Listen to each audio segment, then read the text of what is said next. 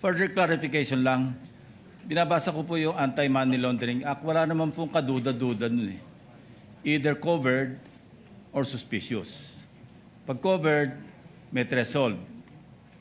Maski hindi suspicious, kailangan report kung above the threshold amount, which is 500. Wala po sa batas yung kaduda-duda eh.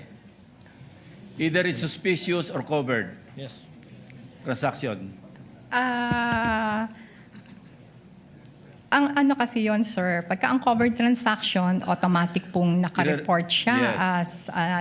as covered transaction Above the threshold. in excess Yeah. of 500,000. Sa suspicious transaction po, parang nagkaroon po tayo ng doubt, di ba? And then inimbestigahan po natin at yung pong sa investigasyon natin ay hindi siya pumasa. Suspicious pa rin po siya. So that's when kami magre-report as suspicious transaction. Pero there's no such thing in the law na doubtful or kaduda-duda. Unusual. It's just covered or suspicious. Suspicious. So parang nagduda ka and inimbestigahan. Walang middle layer, ibig sabihin. Yes. Pag above the threshold, tapos covered institution, like casinos, real estate, automatic i-report nyo eh, kasi covered Yes. institutions. Yes. Ngayon, ordinary depositor, pumunta sa bangko, nag-deposit o nag-withdraw ng more than 500, that's above the threshold, it becomes a covered transaction. Yes, sir. So wala akong kaduda-duda. Yes, sir. Suspicious lang. Wala yung middle. It's either you categorize it into covered or suspicious. Wag na ho tayo mag-usap ng kaduda-duda. Or unusual pala, sorry.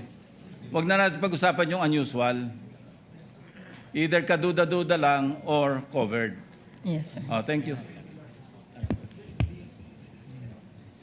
Senator Judge Villanueva for his second round. Yes, no, Mr. President, just a short interjection. I was looking at the BSP circular number 1215. And in this circular of the Bangko Sentral ng Pilipinas, it says here, a transaction is considered unusual when it shows patterns that are inconsistent with the account owner's usual behavior, is not commensurate with the known business or financial capacity of the account owner, or deviates from the account owner's profile. So, naintindihan niyo po ito when you say unusual, di po ba? Pumapasok po dito sa BSP circular.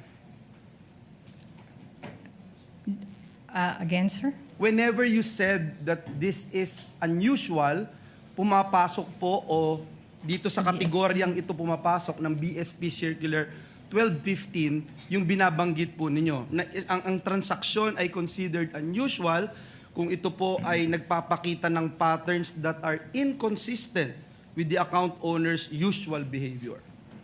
So kaya po siya unusual, sir? Yun nga po, kaya tinatanong ko po kayo, Yes, whenever sir. you say this, na it's unusual, dahil pumapasok po siya sa kategoryang ito. Yes, sir. Salamat po, Ginoong Pangulo.